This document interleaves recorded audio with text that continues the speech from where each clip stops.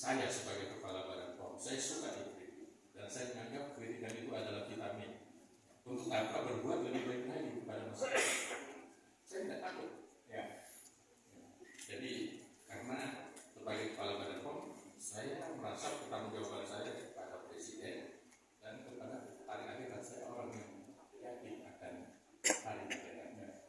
Di tangan kebijakan kepala Badan POM ini punya dampak langsung kepada masyarakat. Jadi itu bukan pertanggungjawaban dirinya di situ sampai akhirat. Jadi itu niat dan motivasi saya memimpin. Dan itu juga kalau saya mau balik dari Amerika ke sini, karena saya mau berbakti pada negeri, mau berbuat untuk negeri. Jadi teman-teman influencer jangan takut berikan masukan kepada kami. Saya sangat suka. Saya sangat suka. Bukan menantang, tapi memang menikmati kalau ada masukan.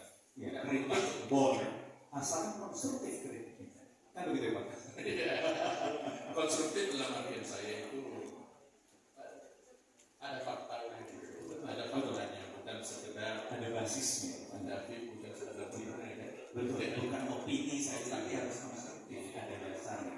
Kembali lagi Pak tadi ke isu-isu yang sempat viral tadi soal mafia skincare. Sudah Jadi mafia skincare itu kita lebih bagus merasakan suaminya dengan bahasa bahwa mungkin ada pelaku-pelaku yang nakal, pelaku-pelaku yang nakal ini yang perlu kita tertibkan, perlu perbaiki.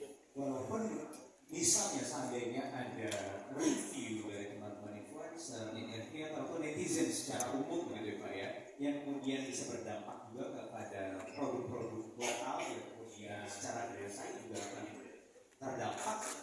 Bagaimana melihatnya itu Badan POM? Ya, saya melihat begini, review dari teman-teman karena memang hak dari masyarakat itu memberikan masukan kepada kami. Tapi kan secara formalnya menurut aturan yang secara objektif itu adalah termasuk pada makanan karena aturannya seperti itu. Kenapa? Sebab kalau mereview bisa, tetapi menampilkan hasil-hasil yang punya interest tersendiri mungkin untuk artinya begini, kalau seandainya ada investor yang mendapatkan data, disampaikanlah kepada kami, nanti kami yang menindaklanjuti. Kenapa? Karena kalau teman-teman sendiri yang menampilkan pasti muncul pikiran dari orang-orang yang dilaporkan. Alasannya begini, taruhlah si A, seorang influencer dan reviewer, kan? Ya, sebetulnya kan masyarakat semua adalah reviewer, bukan hanya influencer. Dia mengatakan produk, kan ada 400 lebih jenis produk di negeri kita yang ada nomor di sini, dan 400 berapa? 558.000, banyak sekali kan? Hampir setengah juta produk. Nah, 500.000 lebih ini tentu kan ada kepentingan masing-masing. Kepentingan produk ini dipasarkan, produk ini bisa laku, produk ini bisa sampai ke pasaran, dan tentu perusahaan atau pengusaha itu pasti cari untung. Itu normal dan sangat bagus cari untung itu. Nah, tetapi yang paling penting adalah tentu kalau ada laporan, misalnya si A melaporkan si C di sosial media, dampaknya kan pasti ada. Orang yang dirugikan itu bisa saja melapor ke polisi juga sebagai orang yang difitnah dan itu kan itu. Tentu misalnya ada dasarnya, ini hasil lab dan sebagainya. Nah, kalau hasil labnya seperti itu, boleh jadi kan kita harus tahu setiap hasil laboratorium itu ada disebut dengan angka precisely, angka kepercayaannya. At least dia di bawah 95%, nanti ada 5% errornya. Selalu ada begitu dalam statistik. Nah, bayangin kalau misalnya si A melaporkan ke sosial media dan ternyata hasil lab ini bermasalah karena kan mungkin laboratoriumnya belum terakreditasi oleh DAI. Dan itu kan bisa berdampak jadi ribut, dan keributan ini mereka bisa saling menuntut.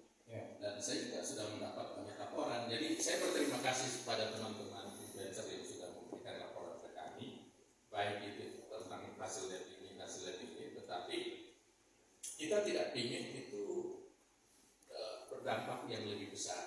Salah satu dampaknya yang sekarang kita melihat akibat dari suasana, karena kita kan di era keterbukaan, tidak lagi kita bisa tutup.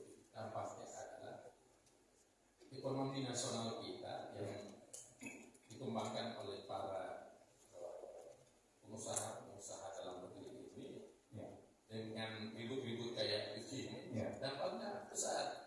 Orang kehilangan kepercayaan untuk memakai kosmetik dalam negeri kita. Sosioekonominya terdampak. Sosioekonomi ini dampak berikutnya apa? Kita tidak ingin penghasilan negara kita turun, penghasilan rakyat kita turun. Padahal kita juga paham pertarungan global itu sebetulnya adalah entrepreneur global. Saya melihat kalau itu terjadi kan sayangnya kita saling cakar-cakaran, saling habis-habisan, orang lain akan ambil keuntungan.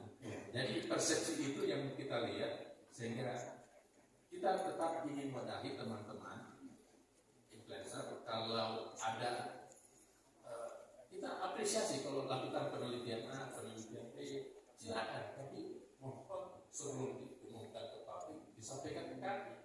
Ada kaidah-kaidahnya, ada Pak. Disampaikan ke kami. Laboratorium juga ada standarnya. Yang direview kemarin, dan dia akan melapor balik sebagai macam-macam pencemaran nama baik, pencemaran produksi. Kan standing posisinya teman-teman di mana? Itu bisa bermasalah, dan saya tahu sekarang baik di Mabes Polri maupun di Polda Metro Jaya sudah proses itu sudah berjalan.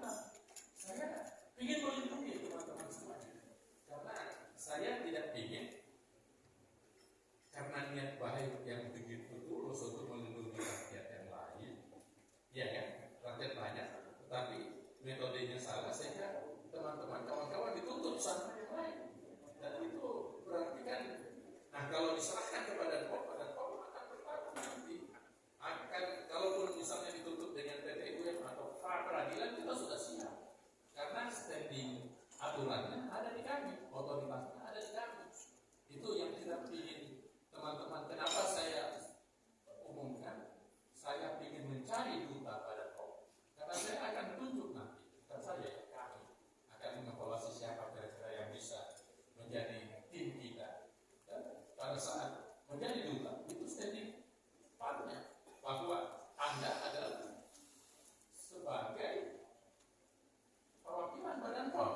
Jadi punya otoritas juga karena representasikan secara tidak langsung pada POM. Kita harus